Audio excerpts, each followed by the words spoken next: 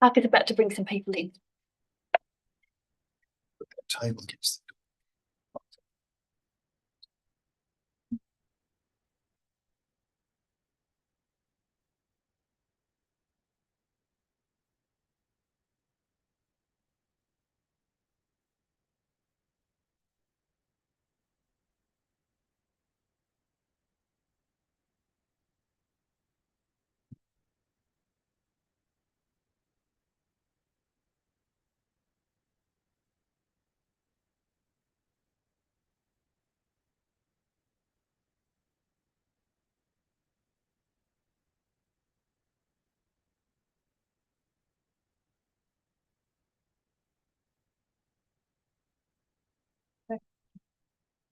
Thank you. Good afternoon, Commission members and members of the public.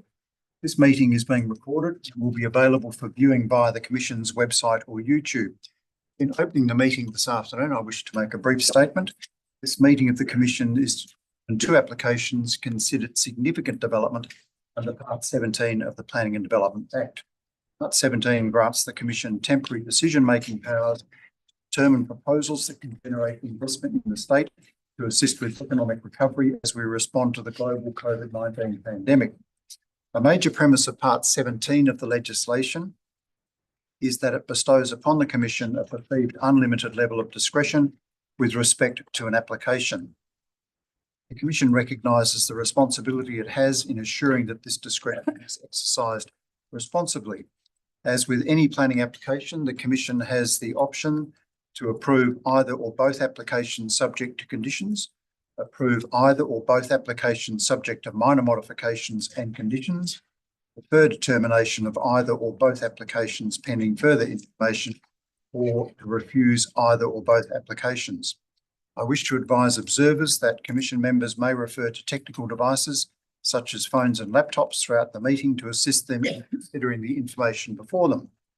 On behalf of the Commission, the Department of Planning, Lands and Heritage will respond to any media inquiries relating to this application or the process in consultation with the Office of the Minister for Planning. In opening the meeting, I acknowledge that we meet today on the traditional lands of the peoples of the Noongar Nation, and I pay our respects to elders past and present and extend solidarity and hope for a just and dignified future for all of us. We move to item 1.2. Apologies and leave of absence. Attending in person today are myself, Commissioner Cole, Commissioner Brooks, Commissioner Lakey and Commissioner Sandry. Appearing via Zoom, welcome Commissioner Hall and Commissioner Adair. Observing today, I'm pleased to welcome the Director General of the Department of Planning, Lands and Heritage, Mr. Anthony Canis, and we have apologies from Commissioner Bennett and Commissioner Heron. Are there any applications for leave of absence, please? Thank you. Item 1.3, disclosures of interest. On item 4.1, Part 17, developed application for student accommodation in Fairway, Crawley. I have a declaration of interest from Commissioner Adair. It's a direct pecuniary interest. Commissioner Adair advised to provide consultant advice to the proponent of this application. Commissioner Adair will leave the meeting for discussion on item 4.1. On item 7.1, the Part 17 developed application, the mixed-use development in Bank Street, East Victoria Park, for determination. Commissioner Brooks has declared indirect pecuniary interest in that she is currently appointed by the Town of Victoria Park to develop a water management strategy in support of the Oates Street Precinct Structure Plan, which includes the proposed development location. Commissioner Brooks will leave the meeting for item 7.1. And also on 7.1, I have a direct pecuniary interest from Commissioner Heron, who advises that he works for Urbis, who have been engaged to undertake the Oates Street Precinct Structure Plan for the Town of Victoria Park. I don't have to ask him to leave the meeting as he is on leave. Are there any other declarations of interest, please? No, thank you. So item 1.4, declaration of due consideration. Could all members indicate they have read the agenda? Thank you. And item 1.4.1, questions from members and responses from DPLH staff. They have been circulated. There were questions from Commissioners Hall, Cole and Sandry. Are you satisfied with those responses? Thanks, Chair. Yes, thank you. Thank you. Brings us to item 2, deputations and presentations on item 4.1. And over to you, Jane. Excuse me, just before we proceed to the deputations, Mr. Ken Perry has not arrived yet for his deputation on item 4.1. Advise he's 10 minutes away. We can proceed to the second deputation if you're comfortable, or we advise Mr. Perry otherwise. Well, the second deputation, of course, is from the representatives of the proponent, and it is my practice that they hear the other deputations in order to comment on anything that might be said. Yes. So I'll ask Mr. Doyle, would you like to go ahead, Ben, with your deputation? Thank you, Mr. Chair. In a perfect world, I'd prefer not. However, I don't wish to unnecessarily delay. Perhaps if we could have a brief right of reply to address anything that say in his deputation. Does the Commission have any objection to that? No. Oh, that's fine, thanks. So, our deputation is on item 4.1, the Part 17 development application for the student accommodation facility at lots 303 and 304 Fairway in Crawley. And we're joined by Mr. Ben Doyle from Planning Solutions and Michael Sorgenson, the architect. I think I should be leaving the meeting. Oh, thank you. Thank you, Commissioner Adair. Yes. We'll call you when we get to item 7.1. Thank you. So, Jean and Michael, I would invite you to address the meeting. Thank you. Thank you, Chair, Commissioners, officers and observers. Thank you for the opportunity to present a deputation. As described, we're here in relation to item 4.1, which is an application for 181 big purpose-built student accommodation development on Fairway in Crawley. This application has been comprehensively assessed over a period of 357 days, just short of a year. And that includes multiple design reviews, referral to the City of Perth, the City of Nedlands, the City of Subiaco, Department of Transport, surrounding landowners, the general public, and thorough review by the Significant Development Assessment Unit officers. Just, the order of speakers has thrown me out, but I'll address a comment made in the objector's written submission, which is that the UWA master plan should guide development of the site or inform our consideration. UWA master plan has no statutory standing. It is no more than a high-level indication of the university's intent for its own campus as it existed in 2020. Quite a bit has happened since then. In fact, the first sentence on the UWA's master plan says the 2020 UWA Crawley campus master plan, a statutory high-level plan which guides how our physical and digital environments are aligned with the university's vision for greater connectivity, engagement, and a vibrant campus experience for our students, staff, and community. That master plan is not and does not purport to be the instrument for guiding development of the wider Crawley area. The statutory planning framework that does exist currently comprises the former City of Subiaco TPS4, which at the age of 23 is approaching its silver jubilee. Now that TPS4 is well known for throttling development in Subiaco for quite some time until it was superseded by LPS5. This Crawley area has been with the City of Perth since 2016. And in that time, the City of Perth has progressed planning. It adopted, or the local planning strategy was endorsed in May 2023. And draft LPS3 has now been advertised, but is likely still some time away. The advertised version of draft LPS3 proposes to zone the entire precinct as specialised centre, reflecting its location within the WA QE2 Specialised Activity Centre area.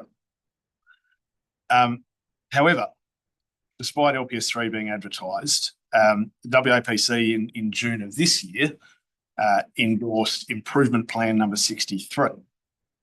And the precinct structure plan that was being progressed by the City of Perth and City of Nedlands, we understand is not being pursued at this time. So there's no current time frame for an improvement scheme, certainly not one that's public and that we're privy to. But in our experience, the state government doesn't tend to declare improvement plans because the local government covering the area is being too ambitious or moving too quickly. So, and that's not intended as a criticism. That's simply the case that the City of Perth has other fish to fry, and this area is probably a fairly low priority in the context of its town planning scheme. So what we have then to guide us, future character of this area, are the state government's clear intentions for the project. And on that, in announcing the improvement plan, the Minister for Planning, Honourable John Carey, said, quote, "The UWA QE2 Activity Centre is one of the largest health and knowledge precincts in the Southern Hemisphere, and it is critical that its potential to deliver employment, economic development, housing is reflected in the future planning framework."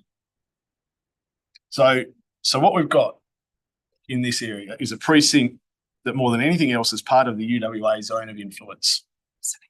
And many of the non-residential uses are either university related or university adjacent, or are servicing the student and academic population or other employees in the locality. Many of the single houses in this area are in reality student share houses. And we have a clear and known state government ambition to intensify this health and knowledge precinct. We also have a known shortage of student accommodation, and UWA has specifically supported this application, endorsed it. And that shortage is both general and specific to this immediate locality. We've got the City of Perth local planning strategy, which recommends introducing plot ratio bonuses to incentivise student accommodation. We've got a site that is directly across the road from UWA. It's ideally located. We've got the State Design Review Panel's support for the height and scale, and we've got the officer's full support for the proposal following their comprehensive assessment. So we would ask you to approve this application as recommended.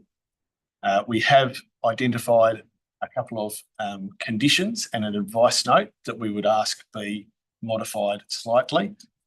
I discussed those with the SDAU officer this morning, and I expect they'll have some advice to provide the Commission in relation to those.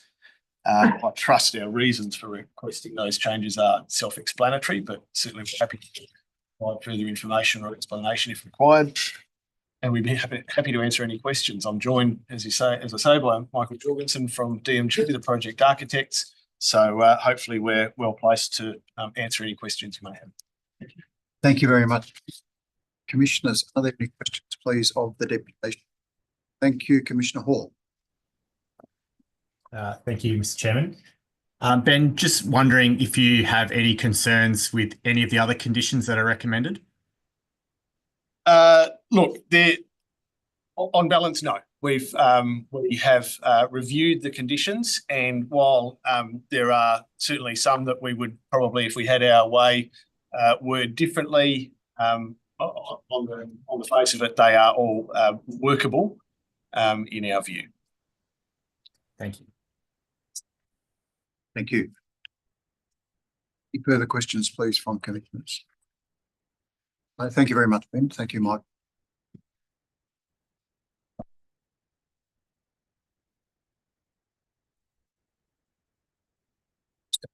That's all right. Chairman, and the communication that Commission support have had with Mr. Perry, it seems to be still looking for parking in the city site, but he's still some time away. Okay, and commissioners, Mr. Perry made an application to speak as item 4.1 is concerned and lodged a written deputation against item 7.1. He's now suggesting he would like to talk to 7.1, and I'm not going to allow that to occur because he did not apply for a verbal deputation on 7.1. On that basis, we'll move on. Item 4.3, we have a written deputation on item 7, on item 4.1 from Terence Fickers. And that is against the development in Fairway. So I'll take that as read by the Commission members. We'll move to item 3, presentation of key issues by the Department of Planning, Lands and Heritage on 4.1. And my pleasure to invite Director of the State Development Assessment Unit, Paola De Perna, to address the Commission. Thank you, Paola. Good afternoon, Commissioners. The application before the Commission is to determine a proposal for the demolition of 4 multiple dwellings and the construction of a 9-storey, 181-bedroom university accommodation facility at the property on Fairway. Overall, the application was lodged in late 2023, and whilst it has been just shy of a year, the application has been actively processed in 199 days, which includes, as the applicant has outlined, extensive design review and consultation processes.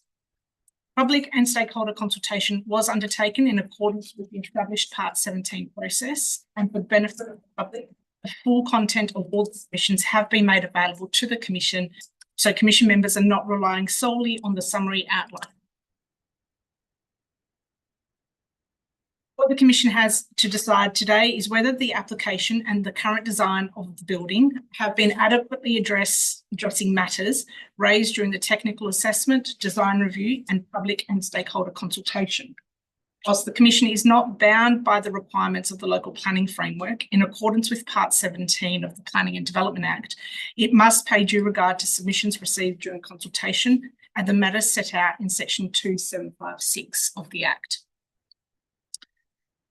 Public submissions have raised concerns in relation to the low provision of on-site car parking, traffic, building height, bulk and scale in the context of existing surrounding development, overshadowing, visual privacy and construction-related concerns.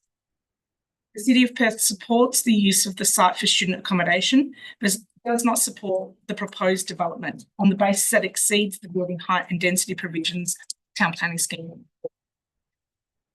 Matters raised by the City and the public submissions have been received and have been considered as detailed in the report. Since consultation, the applicant has submitted revised development plans and feedback provided. These changes have increased provision for bicycle parking, street and southern setbacks, deep soil areas, and recessing of the upper floor. Subject to recommended conditions for a travel behaviour and parking management plan, the proposed on-site car parking and transport strategy employed in relation to the proposal is considered acceptable. Notwithstanding the proposal's classification as a residential building under Volume 1 of the R codes, it's also noted that the single-bedroom dwellings and studio apartments would not attract any requirement for dedicated resident on-site parking under the R codes, owing to the site's location within an activity centre and being in close proximity to high-frequency public transport services. On balance, the proposal is considered to promote the delivery of high-quality and appropriately located student accommodation in a format that takes advantage of the site's proximity to UWA and accessibility to public transport services. A substantial commencement period of 3 years has been recommended, having regard to prior Commission decisions, and there being only one opportunity to extend the timeframe of a Part 17 determination.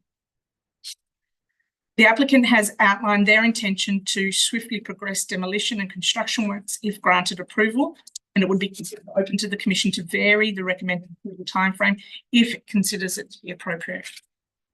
In relation to the matters raised by the applicant, modifying the recommended conditions, no objection is raised to those modifications as suggested. The application has been assessed as being consistent with the matters for which the Commission must have regard to, and conditional approval is recommended. Thank you very much, Paola. We move to item 4, items for discussion, decision or noting, and we have item 4.1, the Part 17 development application for student accommodation in lots 303 and 304 Fairway in Crawley. And I will open discussion on that item. I would take a move and a seconder, adopt the recommendation, and then we'll move on. Moved by Commissioner Cole, seconded by Commissioner Lakey. Now, are there any foreshadowed amendments, please? Commissioner Sandry, thank you. Thank you. If I can first foreshadow, I've considered the applicant's written deputation and the proposed amended conditions, and I will first like to foreshadow an amendment to condition 5, which is to delete relevant demolition or those words, which would therefore require the dilapidation report to occur prior to a building permit application. Do you want me to explain my reason? Yes, please. Yeah, I'm satisfied that the demolition of the existing development on the sites wouldn't warrant a dilapidation report in themselves. However, the actual development and any basement part of the development would trigger the need for a dilapidation. So removing the words relevant to demolition or allows the demolition to occur without dilapidation reports, but would still require them as part of the development itself. Thank you. So the amendment is to remove words. Relevant demolition or. Thank you. So it would read prior to the submission of a building permit application, a dilapidation report, etc. Yes, that's correct. Thank you. Been moved by Commissioner Sandry. Do I have a seconder? Commissioner Hall, you're seconding that. Yes, thank you, Mr. Chairman. Thank you. Do you wish to speak to it? No. Thank you. Is there any discussion on the amendment, please? Is there any dissent to the amendment? No, thank you very much. That becomes the first amendment. Are there any other foreshadowed amendments, please? If I may. Thank you, Commissioner Sandry. Thank you. Just in front of Commissioner, condition 2, I'm proposing to split. Effectively, 2 will read in 2 separate conditions, with the first condition being the development is to be undertaken in accordance with the approved plans and documents, date stamped 15 November 2024. Attached to this approval, subject to any modifications required by any condition of this approval. And the second condition will be the remaining sections of standard condition 2, which would require amendments to be undertaken prior to the submission of a building permit. The reasons why I'm seeking the modification is because it provides clarity that this development as approved by the Commission is based on these current plans. Notwithstanding, amendments will be required thereafter and be considered by the Commission at that point. Thank you. Now, all commissioners have a printed version of that proposed amendment to condition 2, addition of a new condition 3, and renumbering of all subsequent conditions. Do I have a seconder for that amendment, please? Happy to second. Seconded by Commissioner Hall. Thank you. You wish to speak to it, Commissioner Hall? No, thanks. Thank you. Is there any discussion, please? Is there any dissent to that amendment? Thank you very much. Further foreshadowed amendments? Yes, please. Ms. Andrews. I'll Can you refer take them in order, please. in order. Well, I'm thinking I might leave the other ones in. Thank you. So I would like to proceed to condition 15 and 16, if that's okay, Chair. Thank you. So I'm seeking the deletion of these 2 conditions, which is the request for a crime prevention through environmental design statement to be prepared by a suitably qualified person, and thereafter for a certification of that report. The reason why I'm seeking deletion of these 2 conditions is because on reviewing the plans, there is a 24-hour reception that will provide passive surveillance throughout 24 hours of the day. There is an active frontage. There's minimal areas of concealment as part of the design, and in my opinion, would not be required for this particular development. Thank you. Could I ask that you move them separately? So one would be the deletion of 15 and one would be the deletion of 16? Yes, Because I agree with one and not the other. no problem. So could you move deletion of condition 15 first, please? Can I please move to delete condition 15 for the reasons I've just stated? Thank you. Do I have a seconder for that amendment? Yes, happy to second. Thank you. Seconded by Commissioner Hall. You wish to speak to that, Commissioner Hall? No, nothing further, thanks. Thank you. My view is I have no objection to condition 15 remaining, in as much as the septed statement would need to be prepared by a suitably qualified person, and our suite of policies as the Commission does allow for that to occur. So I couldn't support the deletion of 15. So I'll put that as been moved and seconded. Is there any dissent? Thank you. That response to Commissioner Sandry. Thank you. I'll move to condition 16 for the deletion of condition 16, which requires that same SIPTED statement being reflected in final working drawings. But I take particular issue to certified for the development. I'm not sure what certification process there is, so I would be seeking the deletion of this condition. Thank you. Do I have a seconder for the deletion of condition 16? Yes, I'd like to second. Thank you. Seconded by Commissioner Hall. Is there any further discussion on the deletion of 16? Thank you, Commissioner Lakey. So can I just set some clarity? So we do this in condition 15, we do the SEPTA review, but there's no room for it to be implicated in. Well, I think Commissioner Sandry is having a concern with the word certified more than anything else, because there isn't a process, and I've done some research this week. There isn't actually a certification process. More about deleting the word certified. Foreshadow that as a further amendment. If this one is lost.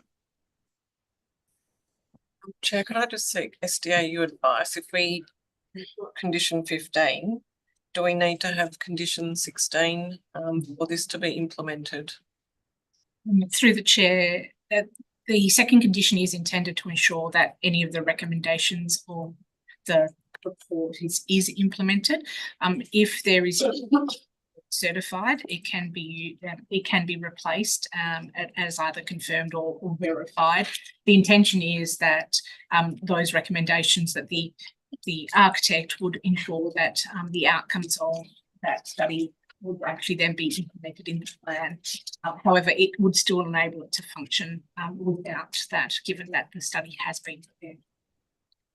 Commissioner Sandry. Can I just seek clarification? If that's okay. With condition 15 being in place, condition 3 requires any amended report to be read as part of the application.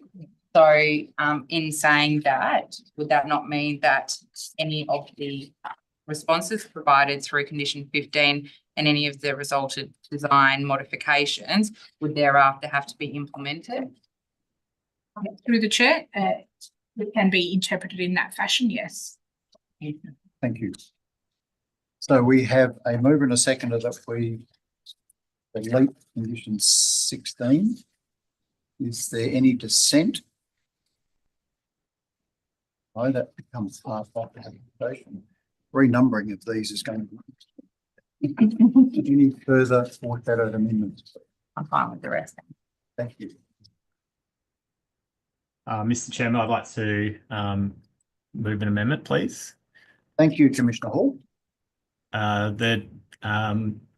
Just with condition 1 to change the period from 36 months to 24 months. The reason for that is we've not heard any reason why it needs to be 36 months. 2 years is the normal amount, and for that reason, given this is part 17 and the developer's interest to move on the site, I think it should be 24 months in lieu of 36. Thank you very much, Commissioner Hall. Before we move on, do I have a seconder for that amendment? No, it lapses for want of a seconder. Commissioner Hall, there was a fairly detailed explanation given in the responses to your questions as to why it was 36 months as a recommendation. Noted. Thank you. Any further amendments, please? No, any further discussion, please?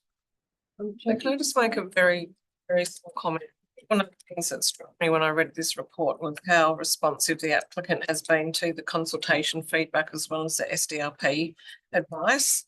And that has resulted in a well-designed outcome. And I would just like to thank the applicant for making those amendments along the way and being open to receiving that advice. I think that that is a positive development for us for approval today, which I'm very happy to support.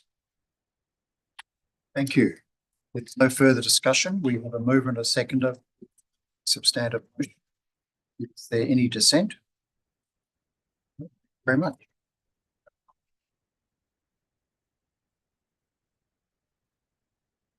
So we move on. Item 5, deputation presentations on item 7.1.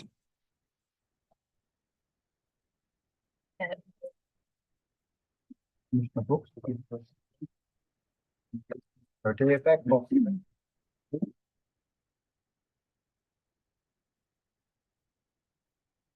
The first deputation is by Bloom, so Sam. Thank you, Chairman.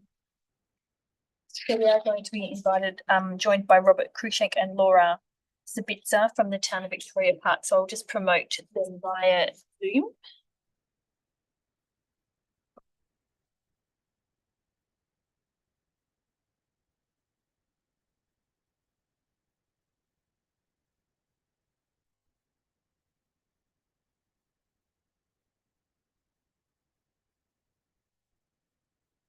Afternoon, Robert and Laura. If you can hear me, can you please turn your video on? We may see you on the screen. Thanks very much, Robert. Good afternoon.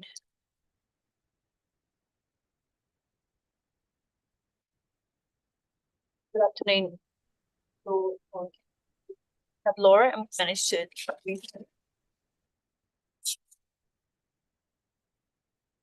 see whether we can get Laura to join us. Apologies, just working camera at the moment. That's okay. Thanks very much, Laura. We we can see you moving your camera around. So we might just welcome you both to the commission meeting this afternoon to make a deputation on item 7. We do have a PowerPoint presentation from you, which will display on the screen throughout your deputation this afternoon. If you could just advise us as you wish to advance the slide. 5 minutes to present to the commission. So over to you when you're ready. Thank you.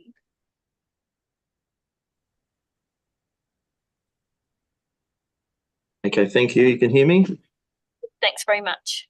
Okay, yeah, thank you for the opportunity to present. I'm Robert Cruikshank. I'm the Manager of Development Services, and I have Laura Sabitza, the town's Urban Planning Coordinator, with me.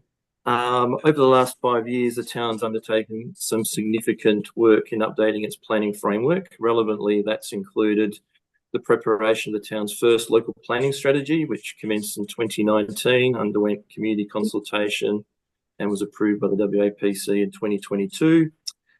Secondly, we've prepared a draft local planning scheme number 2, which delivers the planning and land use intentions outlined in the local planning strategy.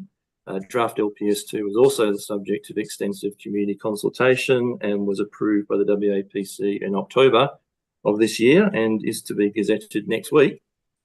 And thirdly, the town has commenced on the preparation of a precinct structure plan for the Oak Street precinct, which delivers upon the intent of the local planning strategy and the LPS 2 for a precinct plan to be prepared.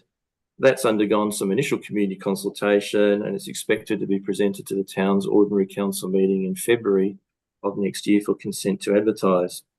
So notably, with each of those layers of planning, it identifies a couple of things in respect to the Oak Street area, and that is that there is opportunity for more intensive development to be considered around the Oak Street train station. Secondly, that the opportunity for that needs to be investigated through a detailed precinct planning exercise. And third, that the preparation of a precinct structure plan is the appropriate instrument to undertake that investigation and determination as to what the desired land use and built form outcomes are for the development of the precinct.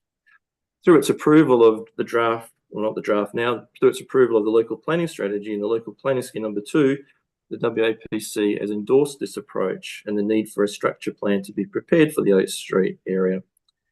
Deemed Clause 15 of the LPS regulations outline the circumstances where a structure plan may be prepared. In this instance, a structure plan is being prepared pursuant to subclause C, being that, quote, the Commission considers that a structure plan for the area is required for the purposes of orderly and proper planning. And as a reminder, as you would know, precinct structure plan is defined under the regulations as being a plan for the coordination of future subdivision zoning and development of an area of land. With respect to the approved local planning strategy, you would have noted in the officer's report that it does identify the requirement for a precinct plan to be prepared for Oak Street, for that to investigate the long-term future of the industrial land west of the railway and opportunities for higher density mixed-use development elsewhere.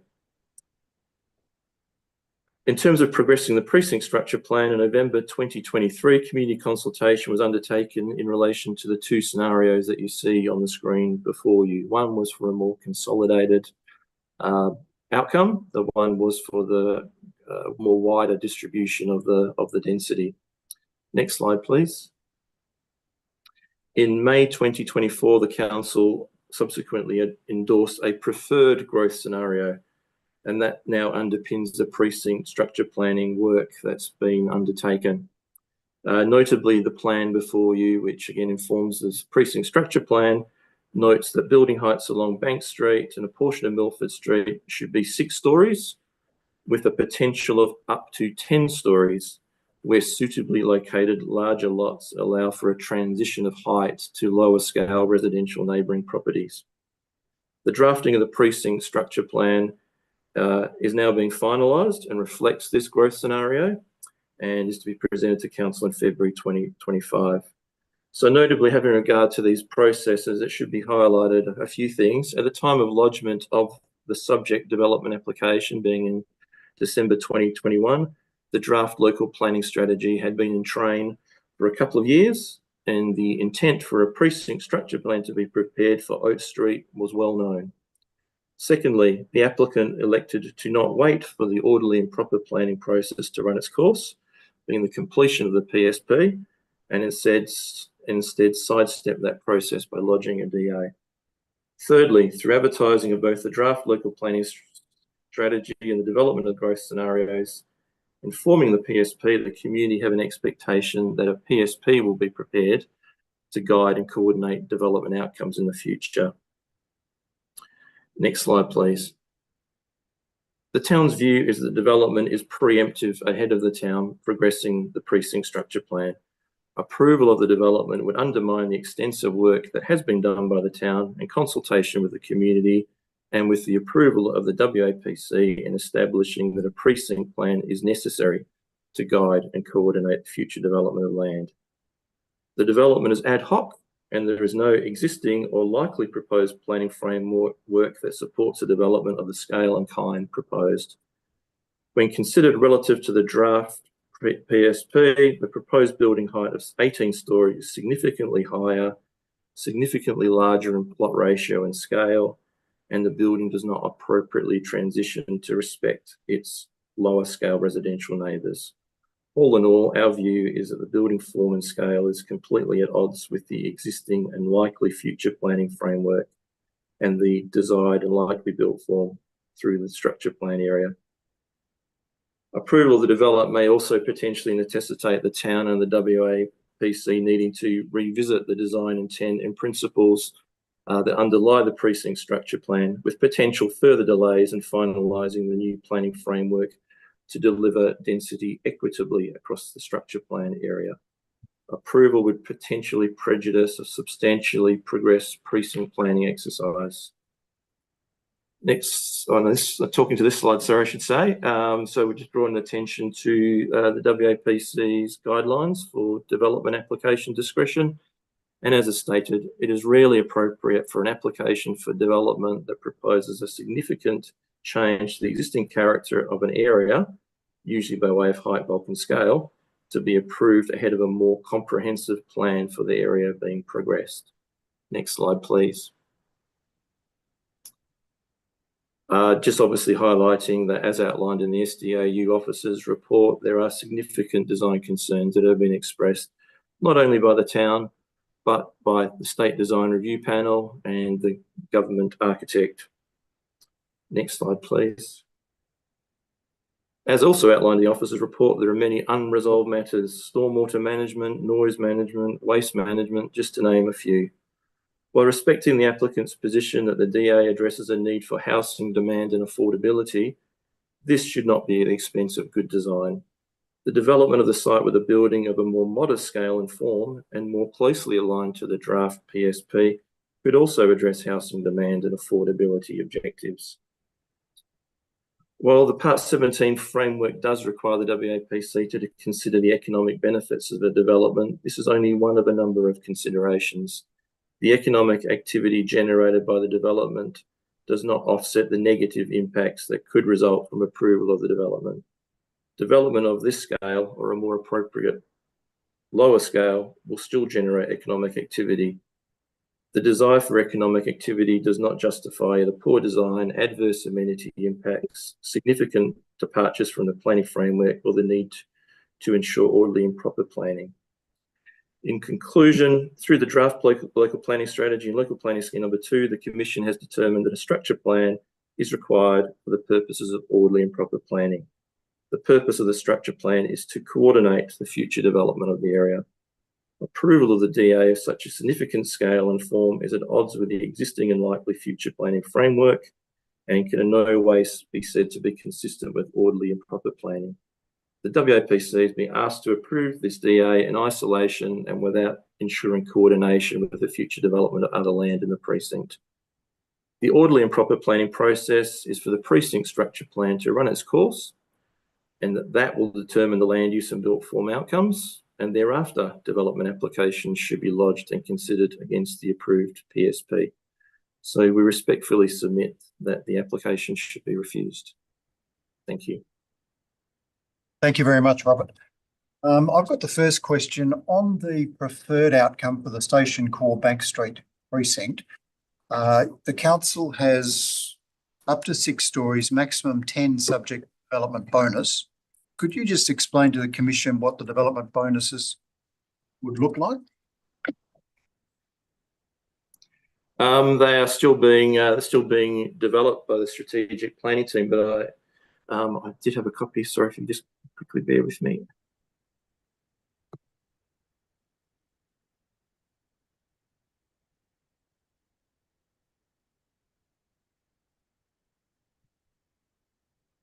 No, I don't have that. Sorry, I don't have that in front of me. My understanding, it was largely around ensuring that the lots have respectful or larger setbacks to the lower scale adjoining residential properties was one of the criteria. There are other criteria. I don't have those before me. I'm sorry. Okay, thank you very much. Commission members, are there any questions, please, of Robert? Thank you, Commissioner Hall. Thank you, Mr. Chairman. Look, my question to you, Robert, is do you have a timeline or when all of this work's going to finish? Because otherwise I'm concerned that people are just going to have to wait for an undefined period of time before they're allowed to lodge their DA. So the town is proposing to present a report to the February 2025 Ordinary Council meeting, which seeks the council's consent to commence the advertising of the precinct structure plan, but also going hand in hand with that is the scheme amendment that goes along with it. So obviously that will require the approval of the Commission for consent to advertise. So I suppose if I was to look ahead, I would anticipate that if a report went up to the February council meeting, potentially we may receive consent from the WAPC to advertise the concurrent scheme amendment with the precinct plan maybe in May of next year. That obviously will run its course, a statutory time period. So I think maybe if I was to speculate, I might be suggesting it could be towards the end of next year, around this time next year. Thank you. Thank you. Any further questions, please? No questions. Thank you very much, Robert. Thank you, Lara. Sorry, Mr. Chair, I've just found those development bonus criteria, if that's helpful to you. Yes, thank you. It is in a draft form, but it's considering that the bonuses would be considered where the development achieves design excellence, Achieved a minimum 5-star Green Star rating, and demonstrates best practice when it comes to water management requirements. So, and also consideration of the delivery of affordable housing, retention of existing trees, so things of that kind. Thank you very much, Robert. Thank you. Does that lead to any further questions from Commission members? Thank you. Thanks again, Robert. We move on to item 5.2. On the same issue, a deputation from Jeremy Hoffland of Row Group, Ryan Sen from Ryan Sen Architects, Howard Mitchell from EPCAD, and Greg Rowe from Row Group. Gentlemen, if you join us at the table, please.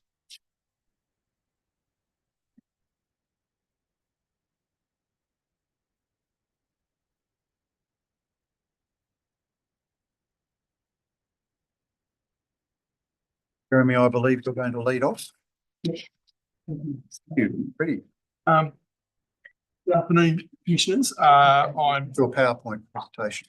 Yes, I do have a PowerPoint presentation. There are 3 in total. We also have a number of members of the project team who are attending via Zoom, and they'll be here for the duration of the meeting. That's in the areas of traffic, waste management, ESD, and assessment. So if there are any specific questions, I'll address those. Thank you very much for the opportunity. I will be as quick as very quick. We can start with the first slide, please. In terms of and on to the next slide. Thank you. The zoning under the current and draft schemes, as we've been informed, it'll be endorsed very soon, gazetted. Currently industry run 1 and light industry, but certainly with what is anticipated through the local planning strategy, the Oak Street Station Precinct planning area will be going to an urban scale inner city form and no longer industrial. Through the local planning strategy, which was endorsed in 2022, it indicated that the Oak Street Station Precinct planning area would be subject to a precinct structure plan within 1 to 2 years. As of December 24, we still don't have the draft precinct structure plan or a local planning scheme amendment which has been presented to Council for adoption. So from our perspective, in terms of the 1 to 2 year timeframe, we would envisage it's more likely to be late 26 and into 27. Could I have the next slide, please? In terms of broader structure planning, there's commentary in the report relating to the Metronet Station Precinct's gateway, which identifies Oak Street as a neighbourhood centre. We find that unusual given that the site is identified as a district centre in both the Central Sub-Regional Planning Framework, excuse me, within Perth and Peel at 3.5 million, and also within State Planning Policy 4.2 activity centres. Within the precinct's gateway document, it does say that the building height is to be 5 stories plus in this location, but may be considerably higher subject to local planning, which was acknowledged by Metronet during the consultation process. We would note that the gateway document also identified both Bayswater and Redcliffe as 5+ stories surrounding the station. However, the structure plans for these stations, as is shown on the screen there, indicates maximum heights of 15 stories and 13 stories respectively. We have the next slide, please. In terms of built form, over the 3-year period, we have liaised with the State Design Review Panel, also the Government Architect and the SDAU team, and we've incorporated feedback where it's been possible to do so.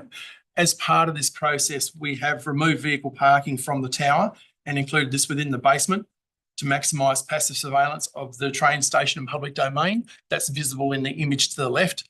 You can see above the ground floor, there was 3 levels of parking that was shown. Also, we have amended the proposal to increase side setbacks. Certainly, we recognise the constraints of the site in terms of its size, and that similar reductions would be needed on adjoining properties if development of a scale of this proposed was to be contemplated. Next slide, please. Thank you. In terms of affordability, we note that the proposal is not identified as incorporating a component of affordable housing. However, it is intended to be affordable in nature and in a form which will satisfy the essential needs of residents.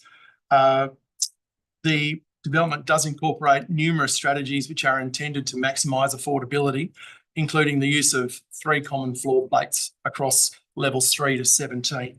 That floor plate is levels 3 to 8 in that location. In terms of, just to conclude, I just wanted to talk to the recommendation, the option for approval. Obviously, on behalf of the proponent and the applicant, that is our preferred option. We are satisfied with the approval conditions with one minor change. And if I could just go to the next slide, please. That's in relation to condition 2B and then the associated condition 24. It specifies that 48 dwellings to satisfy the silver level standard accessibility requirements. We're not sure where that number's come from because the standards under the R code specify 20%, whereas the vision of 48 dwellings represents 57%. So I'm not quite sure how that's arisen. And certainly condition 24 is effectively is tied into that, and we would see that also be modified to refer to 17 dwellings. That's thank you for my opportunity to speak. I'll now pass across to our other members. Thank you. Thank you, Commissioner. We wait for the slides to open. First.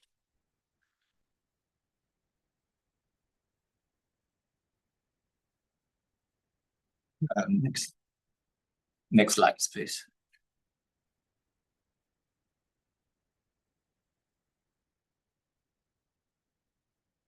The design responds to the urban context, anticipating changes from the elevated out-street station. The 18-story building with the 3 basement levels and the 2-story podiums aligns with the stadium platform, creating this space for residents and activities to minimize the visual impact. And the massing is redefined, balance the structure with the streetscape. So next slide, please. This is to illustrate the scale and massing of the proposed off-street stations in relation to our proposed building. The relationship of the proposed Metronet station is in the scale of the 4 stories compared to directly adjacent to our proposed building. Next slide, please.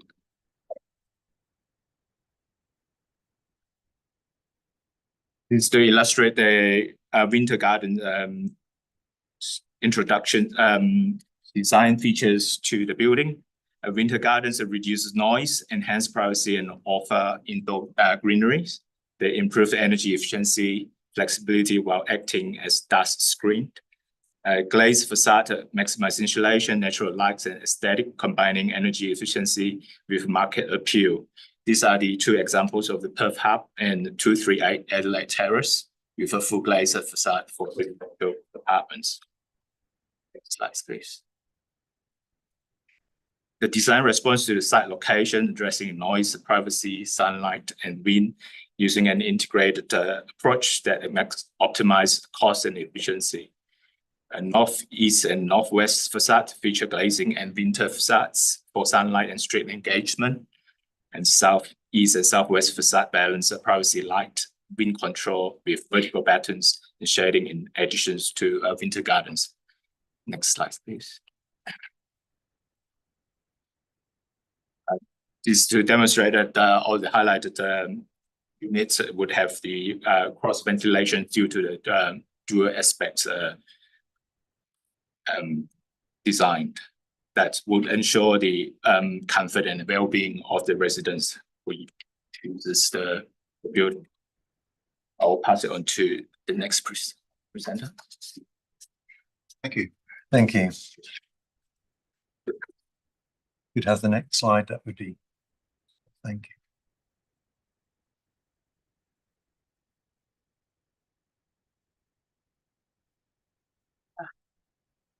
Geez, it's just disappeared.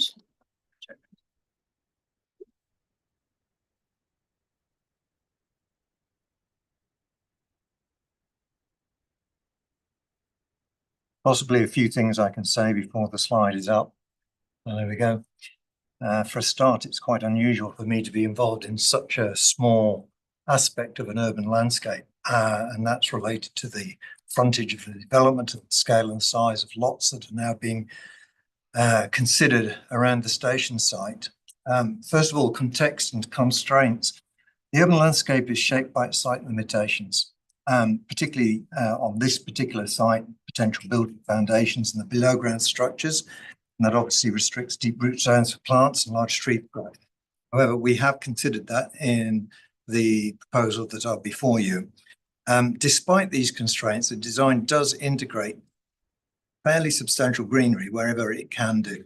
And that was something that we decided early on in the scheme to be a pedestrian contextual streetscape, that we know how the actual community that will live in the premises, but also the broader community, will relate to it, and that is very much the pedestrian scheme. So without extending an enhancement, it's basically at the moment it's related to the frontage. The focus was very much on providing additional green space within the verges, and then extending things like opportunities for al fresco related to the internal uses of the floor. Those spaces are intimate, but I think within the context of the broader area, comments were received in terms of amenity and activities on the site. Well, the site is very, very close to significant enhancements, which will be the public realm urban landscapes associated with the elevated railway and the station itself. So I think there's plenty of activities for the broader community, of which these residents would have plenty of opportunity to utilise.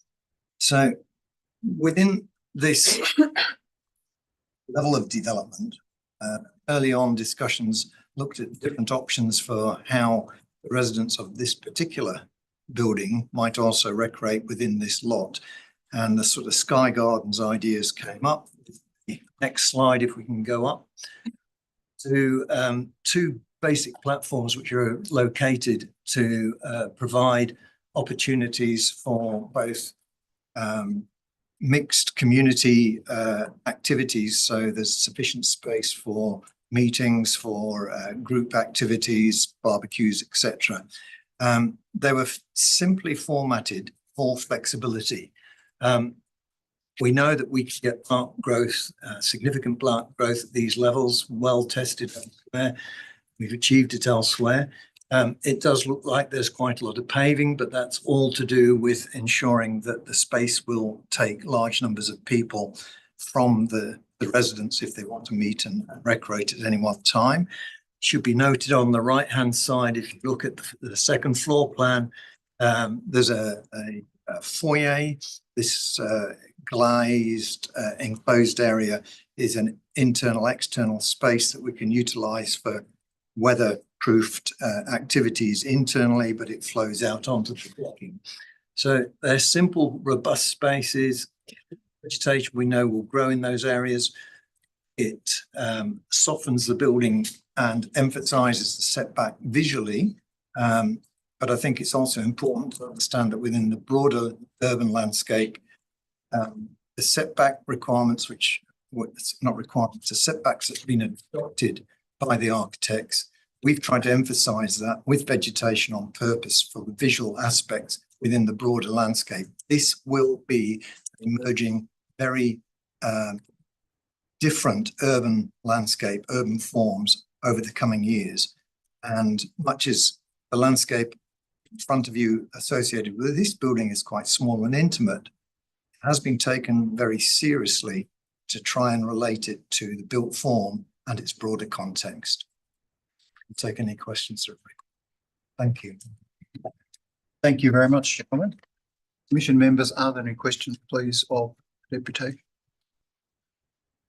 you, Commissioner Hall. Thank you. Thank you for your deputation. I had a couple of questions. I was interested in the curtain glazing treatment, and one of the things I would like to understand a little better is the privacy to bathrooms and bedrooms. In drilling into the elevations, interested to see the use of spandrel panels, and I just wondered to what extent that provides privacy to both bathrooms as well as bedrooms. Spandrel panels will be used for privacy required area, like bathroom, with highlight windows. And there will be a lot of window treatments along the glazing, like roller blinds and one-way visions glass can be used to treat the privacy issues. Will the one-way vision, for example, be utilised in bedrooms, or is that specific to bathroom areas? Specific for bathroom situations. Probably more for one group. In relation to the sewer cost to relocate or to have an appropriate protection method, it is raised in the report that that could be costly. I just wanted to put it to you. Have you considered the cost, and are you prepared to do what's required there? Yes, thank you. Through the chairman, we are further investigating the exact extent, but we are aware of those costs to protect both the existing sewer and the main water main in Bank Street.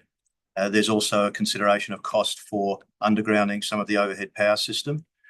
All of those costs have been considered and are being fine-tuned but incorporated. We're also intending, however, to take advantage of both state and federal funds that are available.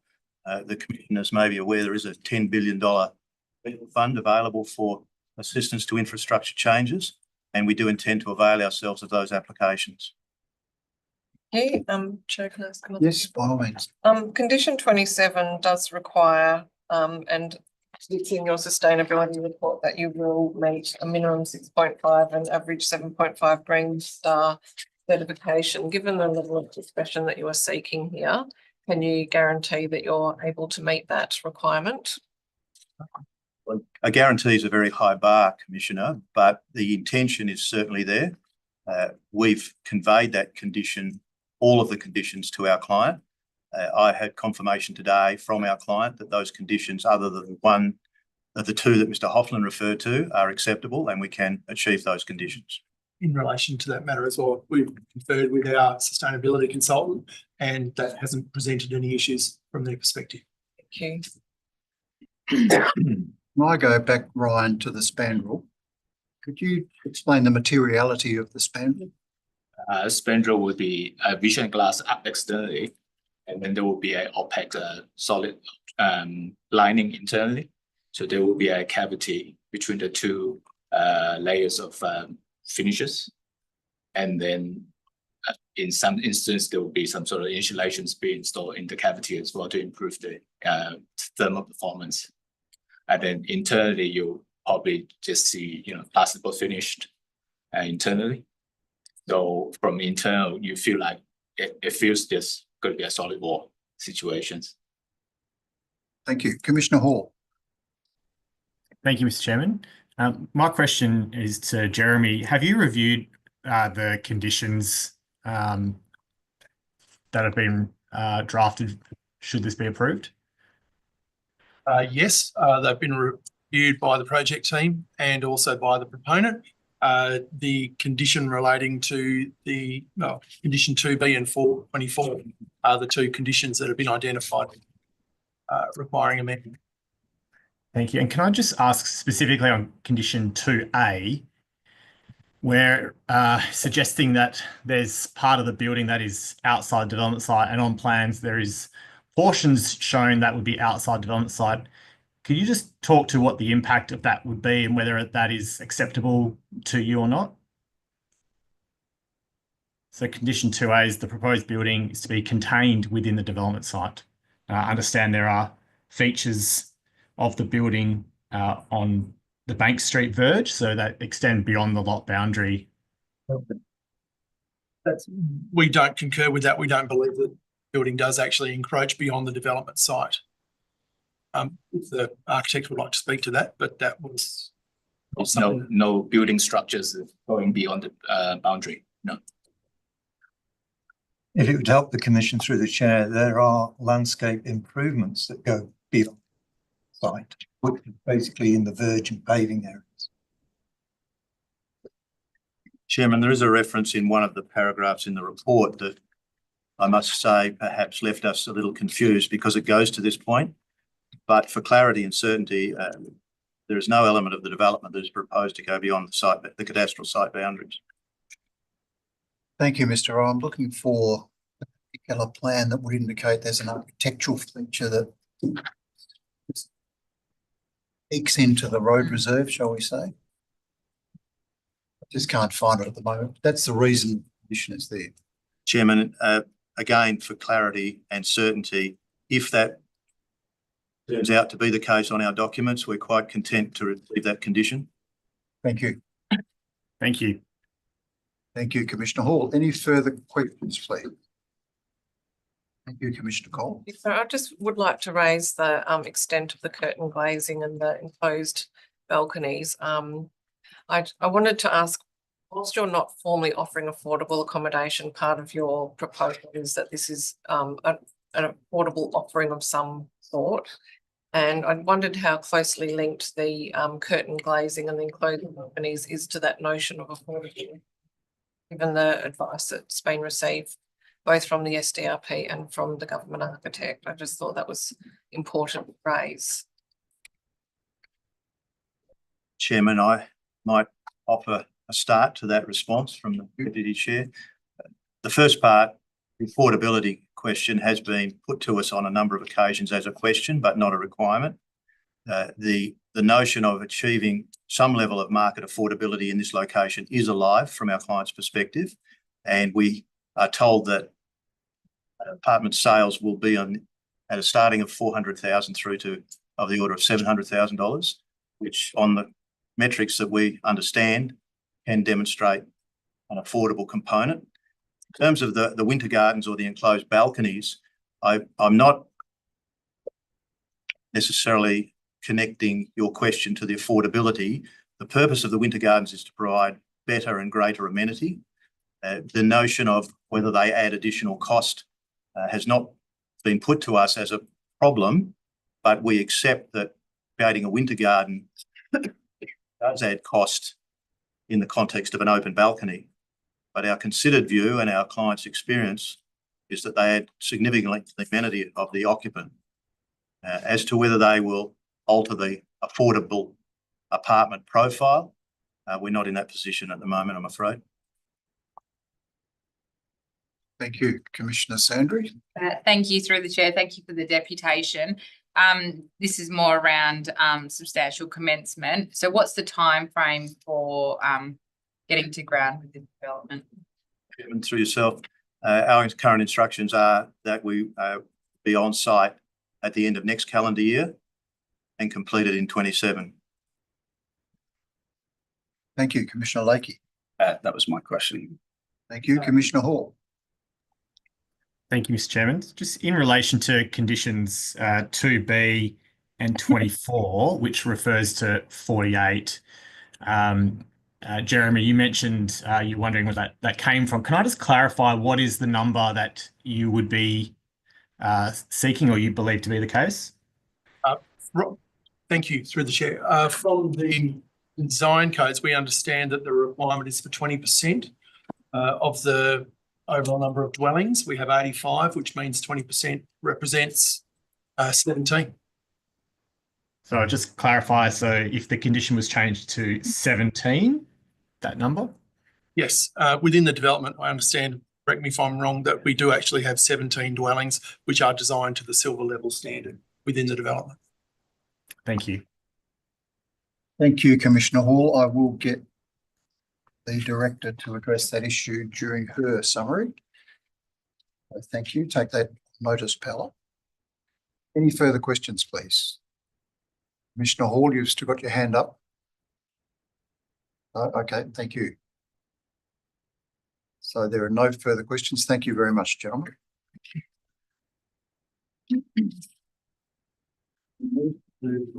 Questions on 5.3 written declaration from Steve Rule, a landowner, Against the item 5.4 is a written deputation from Ken Perry, once again against the proposal. Those deputations have been circulated and read by members of the committee. We move to item 6, presentation of key issues by the Department of Planning, Lands and Heritage on item 7.1. And I'm pleased to once again invite Carla Perner, the Director of the State Assessment Unit, to address the Commission. Thank you, Carla. Chairman. Good afternoon, Commissioners. The application before the Commission is to determine a proposal for the demolition of an existing building and the construction of a mixed-use development at 167 to 169 Bank Street. The development comprises of 85 apartments, 1 and 2 bedroom, 18 of which the development plans denote a silver level acceptable housing standard. The development varies from 10 up to 18 stories. While the application was lodged in 2021, the SDAU active processing time for this project has been 396 days, which includes 5 sets of revised development plans, 2 rounds of consultation, multiple design review and development assessment. While the Commission may not be bound by the requirements of the local planning framework, in accordance with Part 17 of the Planning and Development Act, it must pay due regard to the submissions received during the consultation and the matters set out under Section 2756 of the Planning and Development Act. Public and stakeholder consultation was undertaken in accordance with the established processes of Part 17, and a full content of all the submissions have been made available to the Commission members, so Commission is not relying solely on the summary outlined in the. The application has been subject to 2 rounds of consultation, and key changes have been submitted to address some of the components of those matters. Submissions raise concerns relating to the development's height, bulk and scale, its impact on the abutting low-scale residential, community benefit, residential amenities, and the overall quality and design of the development. The Town of Victoria Park, as we've heard in their deputation, were consulted and were not supportive of the application. Matters raised by the town and public submissions have been considered and detailed in the department's report. The proposal is located on industrial zone land abutting residential lots to the north and the west, and the South Metropolitan TAFE is located approximately 50 metres from the development site. Metronet Gateway Strategy does identify the site within a neighbourhood centre station precinct and predominantly to serve medium to higher density residential character and retail services. While the multiple dwelling use is currently prohibited under the town's local planning scheme, it's acknowledged that the development is appropriately located and capable of accommodating density given its strategic location. The design advice outlines that the proposal is not considered to meet the threshold of good design when considered against the principles and objectives of State Planning Policy 7 and the Art Codes Volume 2. The Commission is advised that this aspect is a specific consideration in terms of economic benefits. The Commission is advised that this aspect is a specific consideration detailed in the Planning and Development Act for development proposals under Part 17, and due regard must be given to those components as part of this application. The proposal has identified that during construction, it will support 90 jobs and 4 ongoing jobs post-construction. The department has engaged Praxis to provide a report on the ability to implement the proposal and the context of affordable housing to inform part of the assessment, given the discretion being sought. Should the Commission consider that the proposal has not adequately addressed matters raised in the technical assessment of the proposal, design review and public and stakeholders consultation outcomes, reasons for refusal have been detailed. Should the Commission form the view to approve the application, conditions of approval have been outlined, some of which could address concerns raised by the town and the community.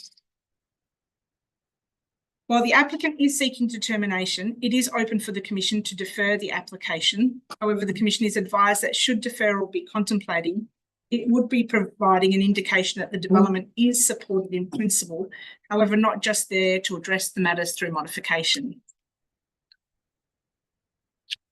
In terms of the matters raised relative to the draft condition, I do note that there was a typographical error identified in terms of condition 2B and condition 24, and that the replacement number should be 18 as depicted on the development plan submitted. In relation to condition 18, the following advice note could be added to provide further clarification in relation to the climate intervention report to assist in guiding the details that should be included in the report. The details of that draft condition has been circulated to members. Finally, with regards to condition 27, the reference is made within the report to a 6.5 star and average 7.5 star green star. However, the correction should be NAVER's rating certification.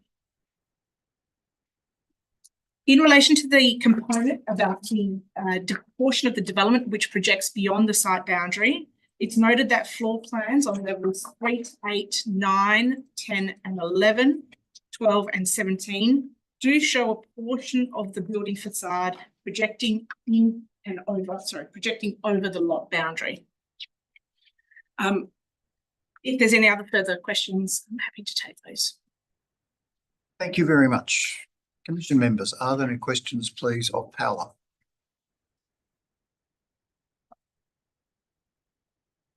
Sandri, thank you. Through the chair. Just want to clarify, is it 17 or 18 dwellings for universal? So the minimum requirement under the standards is 17, but the development plans as presented to the Commission as part of this report depict 18. Thank you. Oh, Commissioner Hall, thank you. Thank you, Mr. Chairman. So just, so it's just picking up on what seems to be an inconsistency on condition 2A and the facade issue. I just wouldn't mind just getting a bit more specificity and clarity on that, because the proponent has said there isn't any, but then we've just heard that there is. So I just would like to get absolute clarity on that one, please. Through the chair, it would appear that there would be a portion of the architectural parts of the building attached to the building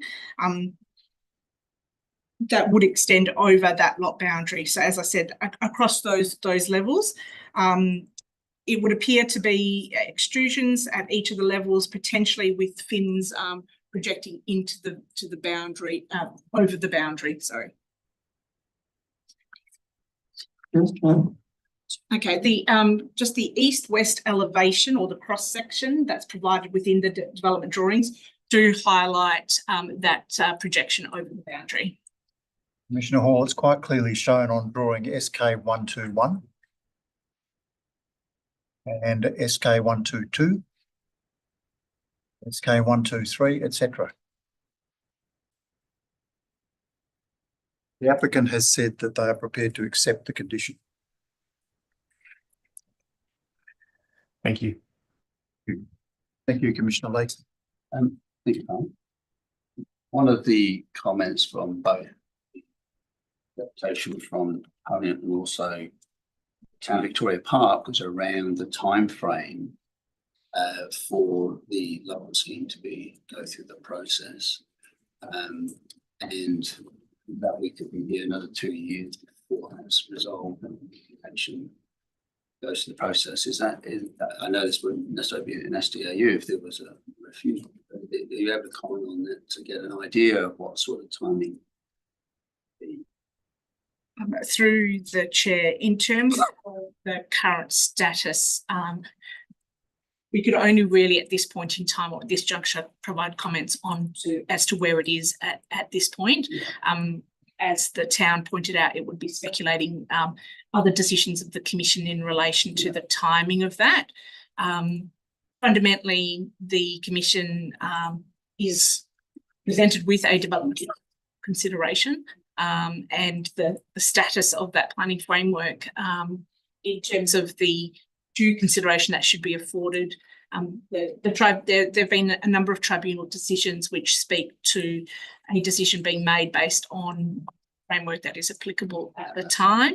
And so at this point in time, it would be the fact that given the draft or the precinct structure plan is yet to be advertised, it's not a seriously entertained planning instrument at this point in time.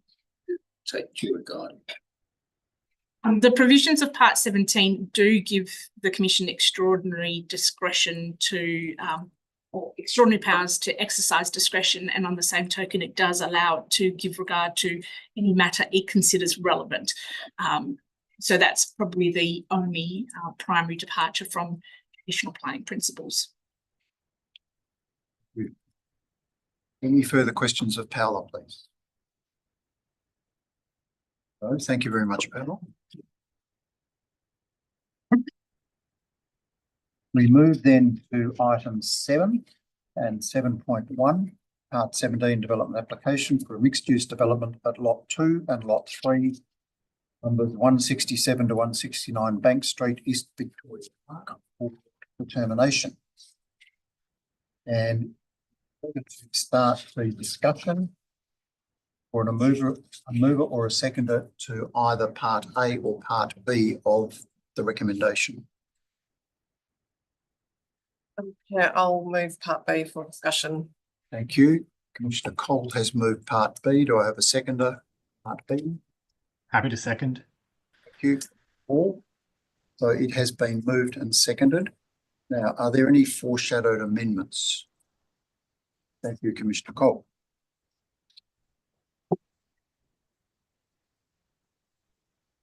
In terms of an amendment in relation to feedback from the Department of Transport, they were concerned about bike storage, and I taken that on board. Condition 34, that has been pointed out to me, does outline a trouble behaviour and parking management plan. It does go to this issue, but in terms of 2D does talk to a minimum of 1 story per unit. And I would like to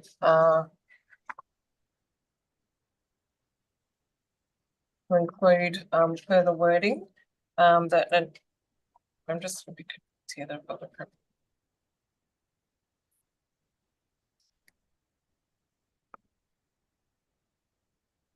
So I think this would have to be, rather than being a full sentence, it would have to be, sorry, I will try to make it a full sentence. A minimum of 1 storeroom per unit with an area depicted within the stores of each dwelling for dedicated bicycle storage to satisfy Australian standard AS 2890.3 bracket 2015 close bracket, parking facilities, bicycle parking. Thank you. Commissioners, it's on page 4 of the Q&A on item 7.1. Is it 1.4.1 on? It's been moved by Commissioner Cole, an amendment to 2D to include requirements that bicycle storage be allowed for in the storerooms. Do I have a seconder? Thank you, Commissioner Sandry. Is there any discussion on that particular matter? Just a question, Mr. Chairman. Can I just get clarification? Is this one area or an area for each dwelling? It's the area in each of the storerooms. Thank you. Correct, Commissioner Cole? Yes. Thank you. So it's been moved and seconded. Is there any dissent? No, thank you very much. Could I just highlight 2 amendments? Again, condition 2, condition 2B, I think for the sake of the record, I'd like to move that the number 48 referred to is 18. Seconded by Commissioner Cole. Is there any discussion? Yes. Oh, thank you, Commissioner Hall. So I suppose I'd probably speak against the motion. I'd like to suggest that it's 17, which is in keeping with the planning framework for the 20% as the minimum. And should they choose to do more, that's fine, but reflecting the minimum as per the planning framework. So I'd be putting forward, speaking against it in favour of 17. Okay, I'll let you foreshadow that. Thank you very much. We did hear that 18 are shown on the plans. Yes, seconded by Commissioner Cole. Is there any further discussion? Not, is there any dissent? Commissioner Hall? Yeah, just as I said, I believe it should be 17, as it's in accordance with what the planning framework suggests. Thanks. Thank you. You are the only dissenter, so it's now 18. You are quite. Sorry, I didn't have I'll dissent. I You'll won't dissent, comment. That's okay. fine. Yeah. So is there any further, any other dissent? Thank you. Commissioner Adair. So that's 3-4. Commissioner Lakey. I'm not dissenting. Thank you. So it's 3-4 and 3 against. I'll use my casting vote. There's 6, yeah, in favour of the amendment as I moved it. So it's now 18. I am open to a further amendment suggesting that it should be 17. No, thank you very much. Could I move to condition 24 and for the same reasons propose that the number 48 be replaced with 18? Do I have a seconder? Cole, thank you. Any discussion on that matter? No, thank you. That's approved. Any other foreshadowed amendments, please? Thank you, Commissioner Sand. If we can just thank you through the chair. It was just in regards to Carla's commentary regarding the NATOs instead of Green Star. Yes. Condition Condition 27. 27. If I can just move that Green Star Green Star's removed and replaced. Thank you.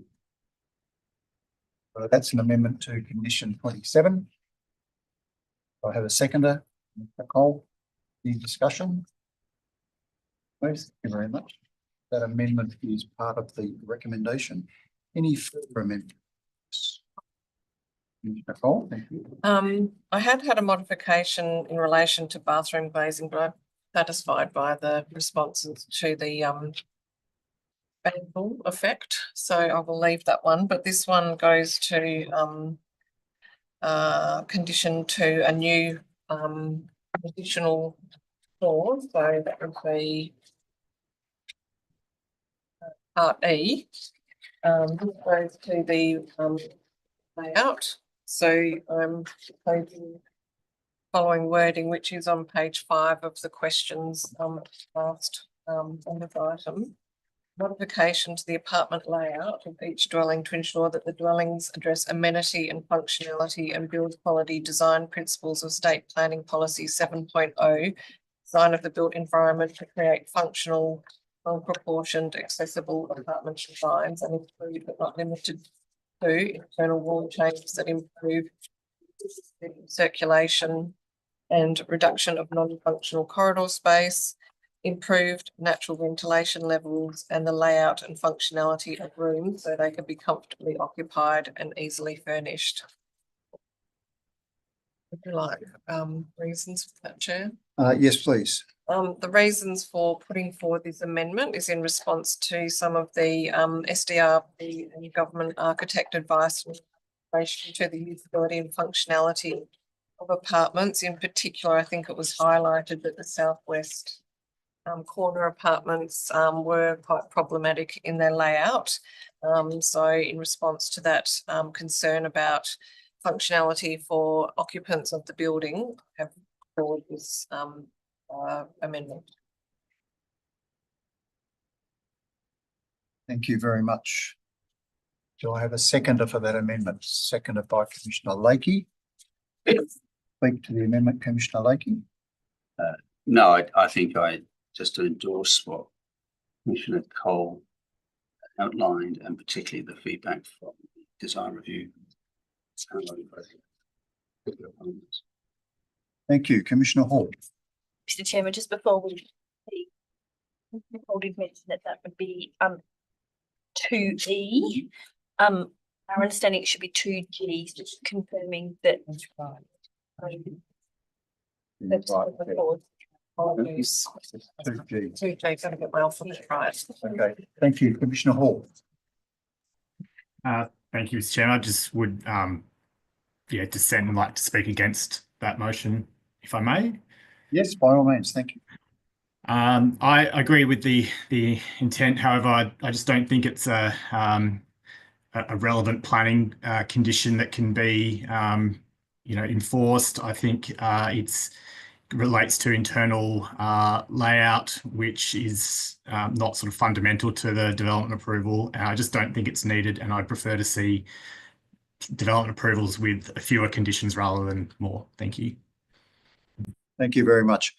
My concern with that particular amendment would be that it relies on advice from the town of Victoria Park back to the Planning Commission, WAPC, that particular condition or Part G would have been fulfilled.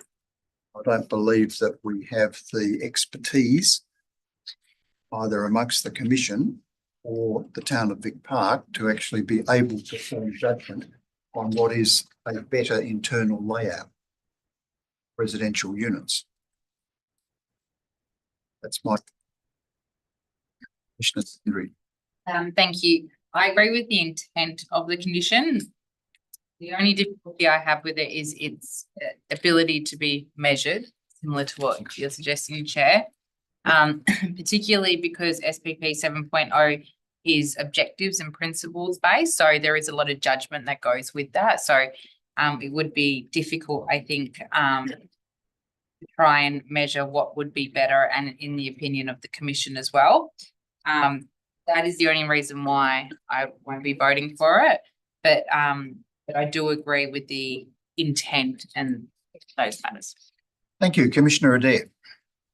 Thank you, Chair. I also disagree with adding this condition in, or this part of the condition. Adding in conditions that modify the design of a building can have flow-on effects that are completely inappropriate and can deem the application to be undeliverable or unfeasible. So I think it's while the intention is understood, I won't be supporting. Thank you. Is there any further discussion, please? If not, we have a mover and a seconder. Could I have a show of hands for all those in favour of the amendment? So that's 2, 4 and 4 against. The amendment is lost. Are there any further amendments, please? Thank you, Commissioner Hall. Thank you, Mr. Chairman. So in regards to condition 2A, there was some discussion earlier. In considering the discussion, I'd like to move that condition 2A be deleted altogether. And the reason for that is because this application has been through the rounds in terms of design review. And I'm concerned that by having this condition in place would lessen or reduce the quality of the design and result in a worse outcome. It's quite normal that buildings project into the road verge. We see that all over the place across Western Australia, and it results in a good outcome. There's a lot of awnings and canopies and things like that. It's only very minor, and I don't think it would really cause any negative impact whatsoever, where I think imposing the condition would cause a negative impact. So I'd like to move that, please. Thank you. So that amendment has been moved that we delete condition 2A. Is there a seconder? Yes, thank you. Seconded by Commissioner Sandry. I have the first question of the Director. Ella, did the Town of Victoria Park make any comment on this objection of the architectural feature? Through the Chair, yes, we did engage with the town in relation to that. The town was not supportive of the extent of projection being proposed, noting that they would have to consent to the projection outside of the lot boundary. So their consent would be required in any case. And the town is the authority for the purpose of the building approval. Thank you. So it's been moved and seconded. So is it, and I'm with Commissioner Hall in terms of that there's lots of precedent around canopies and such like. Is there, and in this case, it's a relatively minor condition outside of the boundary. Is there a way of limiting? You could say it has to be as we've got now, rather than just a general comment. words, it can't go any more than what. Through the chair, the condition, if the condition was to be deleted, the other conditions that are associated with the approved plans, well, the main part of the condition, which says the development must be in accordance with the approved plans, would indicate that that would be the extent to which any projection could occur. But understanding that the care and control of the road reserve is with the city, and the city would have to consent to that to that extension or to the projection. Follow on, so because the proponent has sort of indicated that they would comply with that condition, that implies that based on your consideration, then there would be amendment plans that would be required. How does that relate to the approval we're giving? The wording of condition 2, as it currently stands, suggests that the Commission is approving the development subject to aid, and that is one of those modifications. Thank you, Commissioner Cole. Carla, can you just talk through the involvement of the town in relation to the intrusion? Post consultation, the town's officers were contacted to gauge an understanding of their view of that projection. That there was communication back from the town, which outlined their concern with that projection. Thank you, Commissioner Sandry. Thank you. Can you just step through the process for approval of a projection onto Crown land? Through the chair. Yeah, it was. So it's a bit of a.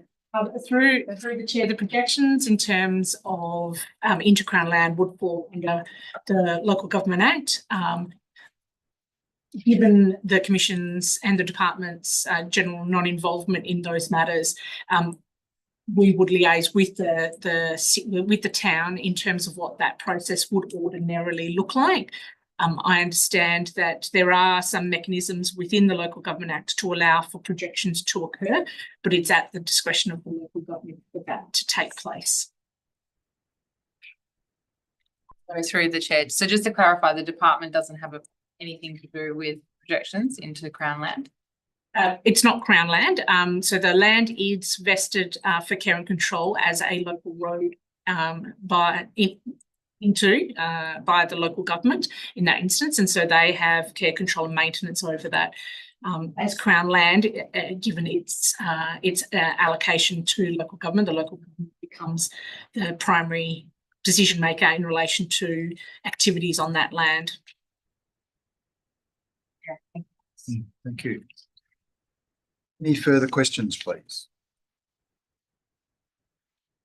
There are no further questions on that particular matter. It's been moved by Commissioner Hall, seconded by Commissioner Sandry, that we delete 2A. Is there any dissent? Those in favour, please show. Thank you. I will use my casting vote to go with the recommendation as printed. Thank you.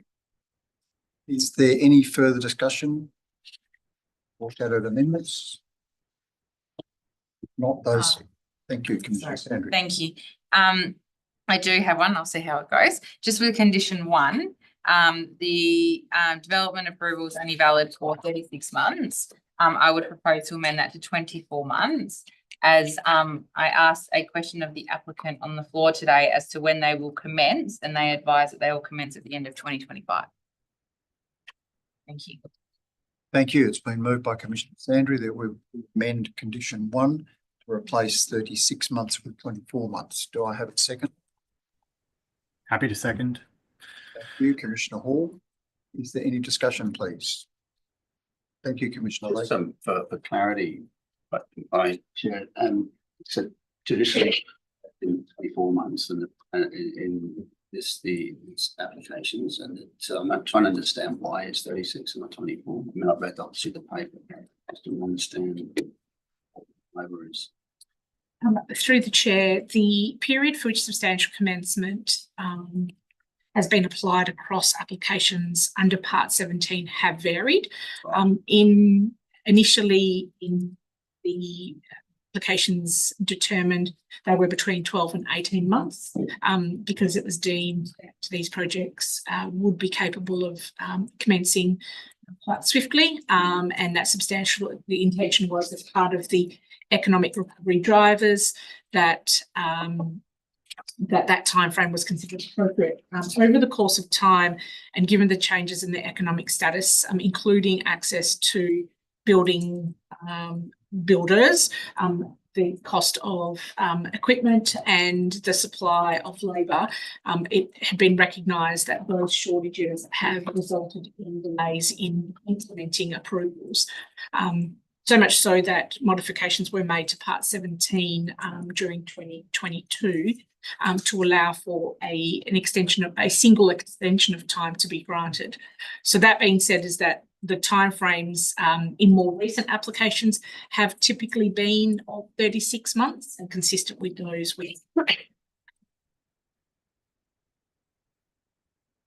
Thank you. Any further discussion, please? That's been moved and seconded. Is there any dissent? That's from me. Okay, that's passed. Thank you. It's 24 months. Is there any further discussion? Thank you, Commissioner Sandry. Thank you. If I can please seek an amendment to delete condition 18, which relates to the crime prevention through environmental design statement and certification process, consistent with the matter we dealt with before, and for the same reason that 17 will be in place, and will seek a statement to be prepared and implemented in accordance with the relevant conditions. Thank you. So that was to delete condition 17. 18. 18. Thank you. Moved by Commissioner Sandry. Do I have a seconder? Happy to second. Commissioner Cole. Thank you. Any discussion on that particular matter? It is exactly what we did on the previous item. Any dissent? No, thank you. Any further foreshadowed amendments? Not an option. Thank you. With those amendments, we now have the. Sorry, Commissioner Adair. You're muted, Commissioner. Not muted. Yeah, I was anticipating what you're about to say, and I will be speaking against the motion. Thank you. So we have an amended recommendation before us. It's been moved and seconded. Is there any further discussion? Happy to. Sorry, Commissioner Adair. Yes, thank you. I won't be supporting this proposal at the moment. I think when we're given 14 very good reasons why it doesn't actually warrant our support, I think that it's premature at this time. Certainly, it is an area that will be appropriate for some higher density at some point, but we need, and I understand Part 17 gives us extraordinary powers to go above and beyond the current planning frameworks that are in place. However, the work has been done and is afoot, if you like, with the Town of Victoria Park. I think that there's clear indication that this development in its current form would not actually be something that would go beyond what is envisaged for the area, albeit a transport hub around a train station. So for the reasons that are given in the alternate recommendation, I won't be supporting this. Thank you very much. Is there any further discussion, please? Thank you, Commissioner Cole. This is an application that I have grappled with a lot. It's probably one of the most difficult that come before us at the WAPC through this pathway. I have really tried to do the thought process through an on-balance perspective, and I've considered whether we are, obviously I've tried to move an amendment to go somewhat towards some design elements, and I completely accept the views of my colleagues around the table on that, and I accept that some condition was somewhat questionable, but it was really an attempt to at least make some effort to do with the design, because I think that the issues that have been raised by SDRP and GALA around that good design are really important, and they are considerations that we need to give due regard. But in terms of actually going out to the site and visiting, seeing the emerging Oat Street station with the elevated rail location, in terms of that sort of emerging transition location from the Metronet perspective as an activity centre.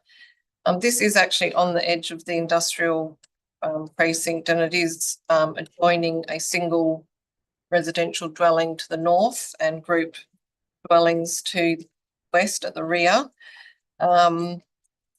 Whilst it does not go to all of the matters, Metronet and Department of Transport have been generally supportive of the application. It's probably really interesting to me that the consultation has been quite mixed and really sort of coming down to that 50, which I think in terms of development of this scale is it's interesting that there hasn't been a stronger response in that regard. In terms of the discretion being sought, I think it is really important that the applicant delivers on the NATHERS rating that they have promised from that sustainability perspective.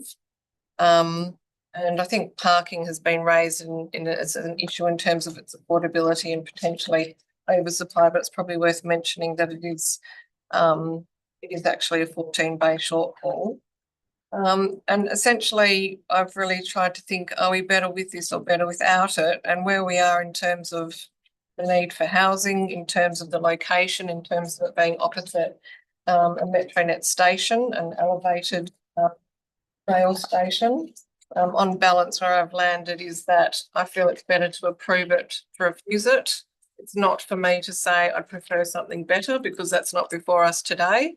I'm only making this decision on the application, which has changed several times, and whether this is actually the best of the ones that have even been provided is something we may have given some thought to, but that's not really the purpose of today. It's really to make a decision on balance about the approvability of this application before us, and so I believe it's better to approve than to support the motion. Thank you very much. Any further discussion, please?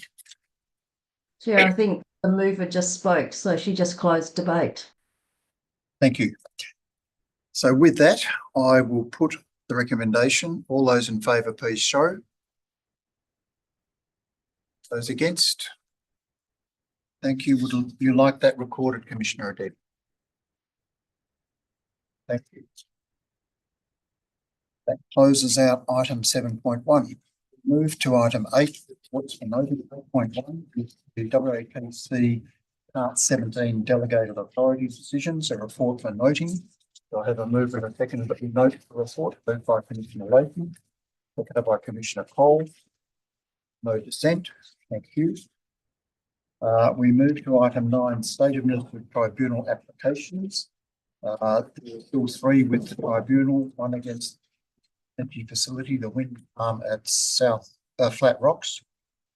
The second is the proposed partial demolition of the existing commercial buildings and construction of a new mixed-use development in Bayview Terrace, Claremont.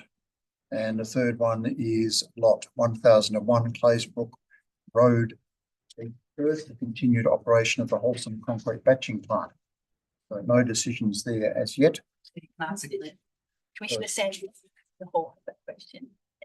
Am I to ask a question on item 9? Yes, well, Thank you. I can't answer them, but you No, can no, it's more, so with respect to the 3 tribunal matters, I'm aware of the renewable and the Claysbrook, but I'm unfamiliar with the Bayview Terrace matter, and I wonder whether we can be provided some information regarding why that's at the tribunal and what. We can get a briefing period for that. Yes. Commissioner Hall. Thank you, Mr. Chairman. Similar to Commissioner Sandry's comments, it would just be good to get a rolling brief or status on those going forward, please. Yes, we'll take care of that. Thank you. So we'll just do that as a month you. Item 10, is there any other business, please? Other than to say thank you for your service and your last meeting. Last meeting, yep. How are you feeling, Chair? Right. So thank you very much for that, Commissioner Sanders. If there's no other business, that brings us to item 11, and I will close the meeting and thank all members and members of the public for their attendance today. Thank you. Yay. First knowledge. You should have told